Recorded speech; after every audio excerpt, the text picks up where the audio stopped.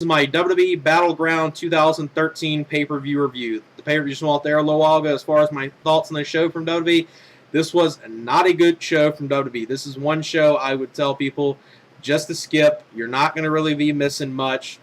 This show was plagued with bad endings, especially for the main event, and I would say the CM Punk and Ryback match, which I did enjoy the match, but the ending was kind of weak with that match as well. This was more or less a one-match pay-per-view. The one match on here that I would say everyone needs to see, which is the only thing I would recommend on this show for the most part, and that is the Shield's match, Seth Rollins and Roman Reigns versus Cody Rhodes and Goldust. That was an incredible tag team match. Definitely the match of the night, the one match everyone needs to check out. The main event was going on really good. Daniel Bryan and Orton were having a good match. I do not like this storyline and the build-up leading into this, but I was kind of looking past it a little bit because I was like, Daniel Bryan and Orton, while I don't like the feud and the whole thing with it and the build-up, I was like, these two can have a good match. And they were having a good match. I was really getting into it. I was digging the main event. And then you did the terrible ending with the pay-per-view ending in a no contest, no one wins, and Big Show standing tall, basically proven everyone right that has been criticized in this current angle, with Daniel Bryan and Orton and the Triple H as well, and basically proven every critic right that this has been nothing more than Big Show as the main component, making Big Show and Triple H as the main focus instead of Daniel Bryan and Orton, who should be getting the main focus. So basically proved everyone's criticism right of this angle, validated them, and just a terrible ending for the pay-per-view. And God, I thought with the card for this pay-per-view that they were going to do low buy rates. God knows what they're going to be doing next pay-per-view, which is not even the next month. WWE's actually doing another pay-per-view this month, Hell in the Cell. So WWE's doing 2 pay-per-views in October, which is a terrible business move in and of itself, doing 2 pay-per-views in 1 month and expecting their fans to shell out, $45 for 2 shows. Hell in the Cell is probably going to do terrible ratings because of this show, because of the ending. You do 2 pay-per-views back-to-back, and the main events end in bullshit endings. This pay-per-view ended in a no contest, and then last month you did the whole, fast count with Daniel Bryan winning the title, then getting stripped of it the following night. So fans are going to be saying, why am I going to be shelling out money if you're just going to be continuing doing bullshit endings? Now, if they would have done the thing they did at the end of the pay-per-view on television, it wouldn't have came off as bad, but doing it on pay-per-view was god-awful, and they should not have done it. So, other than, the Shields match with Cody Rhodes and Goldust, that was really the only good match. You had a pretty solid opener. I did not mind RVD versus Alberto Del Rio. That was a solid opener. And Ryback and CM Punk was a good match, but just like the main event, was kind of hurt with a weak ending. Not as bad as the ending for the main event, but still a weak ending nonetheless. And I guess you could say the free match that you got, the pre-show match, was actually a fairly solid match as well. That was Damien Sandow and Dolph Ziggler. So let me get into my review. The first matchup was the pre-show match. This was Damien Sandow versus Dolph Ziggler on the pre-show. And this was a fairly good match. Actually was given a good amount of time, especially for a pre-show match. Good back-and-forth action. Dolph Ziggler picks up the win after hitting the zigzag. And I would say, about 2.5 stars. A good solid, pre-show match. Definitely better than a lot of pre-show matches that we get. And then the opener of the pay-per-view portion of the show was RVD versus Alberto Del Rio for the World Heavyweight Championship. And a lot of people were expecting with this match, with this being the opener, that with Damien Sandow just losing on the pre-show, a lot of people were expecting Damien Sandow to cash in on this pay-per-view. That did not happen, but as far as this hardcore match with RVD and Alberto Del Rio, this was a really solid opener. Really good stuff from them. RVD got in all his stuff, Alberto Del Rio as well. Really dug the ending. It was a really good ending. Alberto Del Rio, RVD got a chair involved in there. That backfired on him. Alberto Del Rio put the chair around RVD's arm, stomped down on it a few times, then locked in the cross arm breaker, and then the RVD was forced to tap out. So Alberto Del Rio wins this hardcore match and retains the World Heavyweight Championship, and I would say about 3 1/4 stars. Fairly solid opener. Then the next matchup was the next match after this was the worst match on the pay-per-view. This was Great Khali and Santino Marella versus the Real Americans. Now, the Real Americans, Jack Swagger and Antonio Cesaro, are a very good tag team. They work very well with each other, have good chemistry. But even as good as they are, when you have them against Khali and Santino Marella, you're not going to have a good match. This was not good at all. This was a match that seemed exactly like something that this match should have been on the pre-show, and the Damien Sandow match with Dolph Ziggler should have been on the pay-per-view. That's what they should have done, switching these matches back up, because this was not worthy of being on the pay-per-view.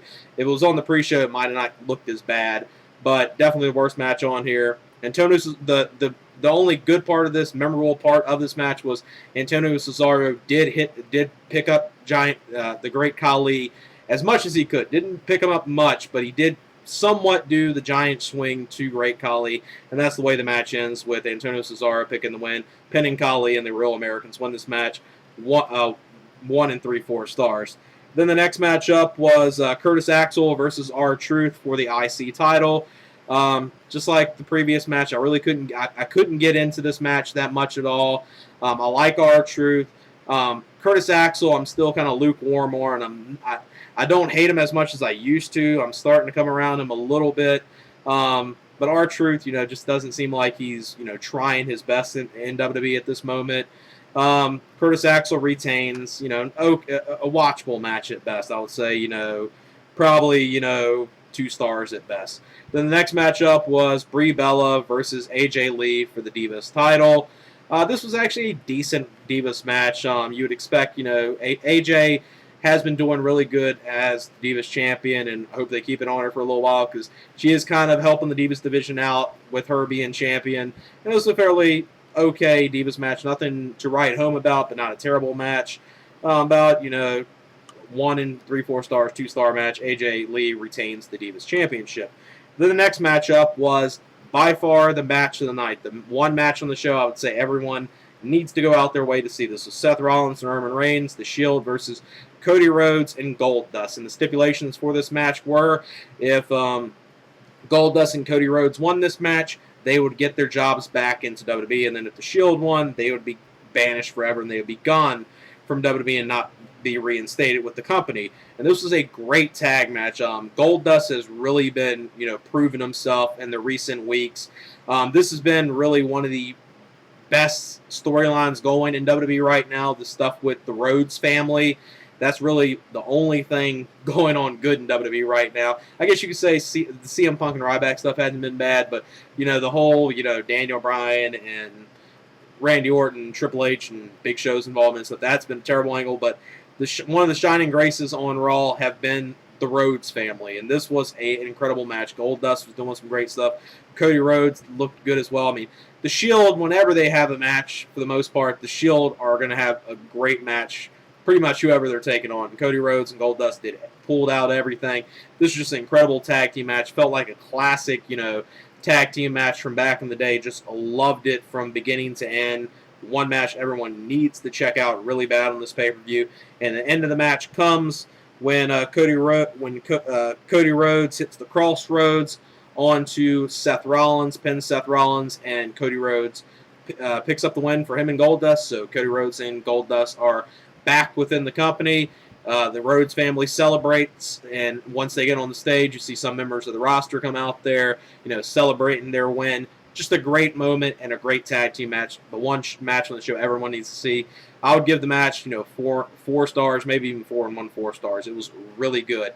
And the next match was a match that kind of got added at the last minute. This was Kofi Kingston and Bray Wyatt. This is actually got more time than I was expecting. I was expecting this to be a very quick match, but Kofi Kingston, was able to pull out a number of things in this match. It was surprisingly, a good back and forth match. It wasn't, Bray Wyatt dominating the whole match.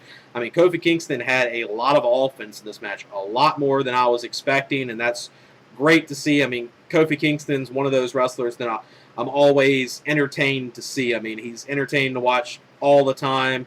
You saw some great stuff from him. He dived out to the ring at one point on all the members of the Wyatt family, and then Bray Wyatt then ends up hitting his finisher to beat Kofi Kingston. Then post-match, Kofi Kingston gets beat up by the Wyatt family. Then it goes to the next match, which the build-up for Ryback and CM Punk.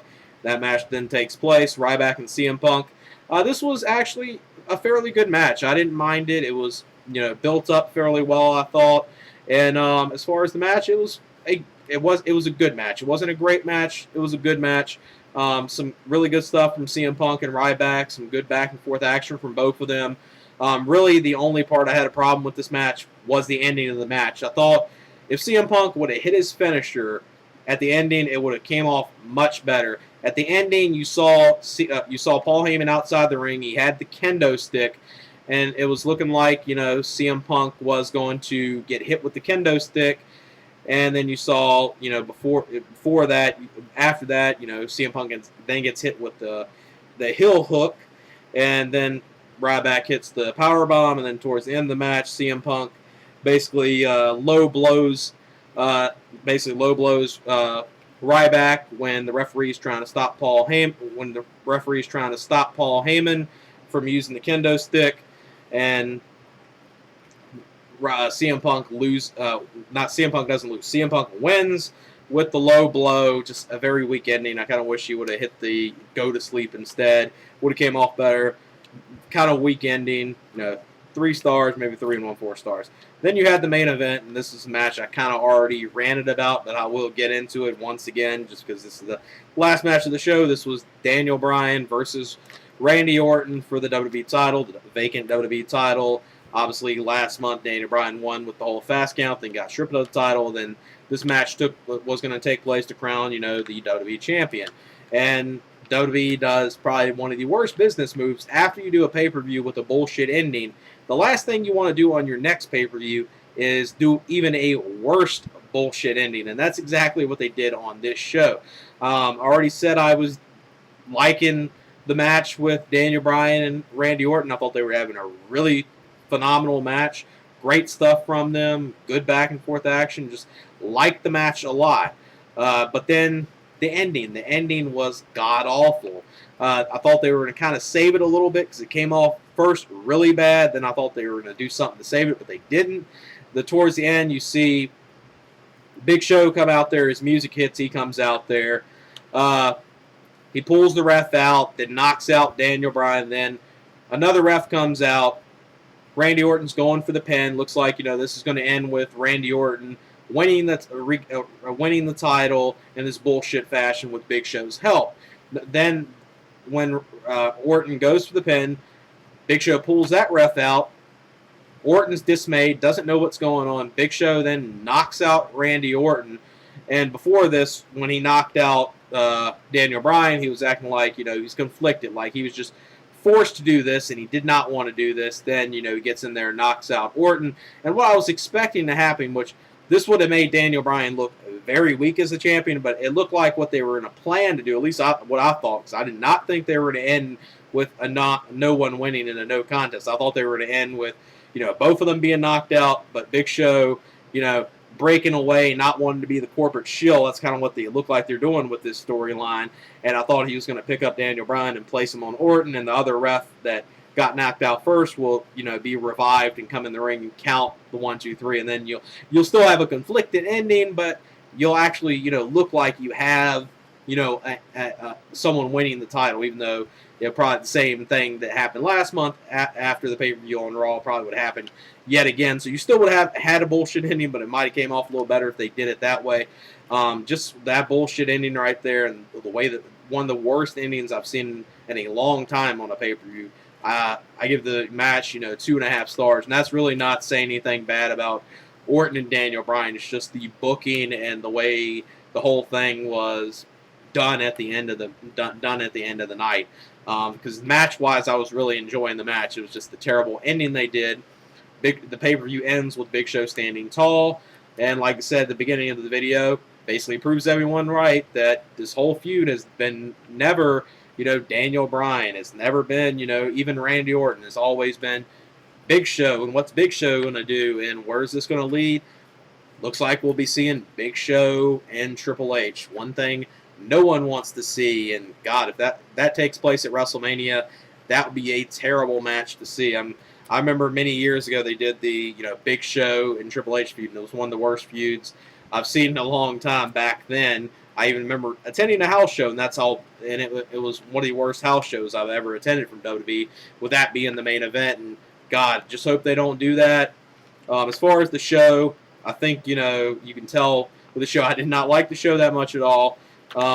With the one match being on here, I'm going to give it 5.75, maybe even a 6 out of 10. Because you did have a solid opener, you did have a great tag team match, and you had some good wrestling on here, just terrible booking. That was really the downfall of the show, was the booking and a pretty weak undercard, and just a pay-per-view that felt thrown together for the most part.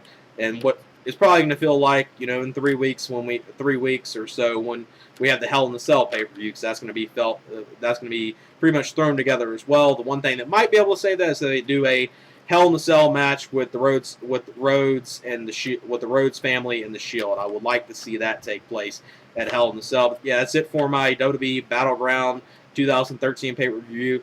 Peace.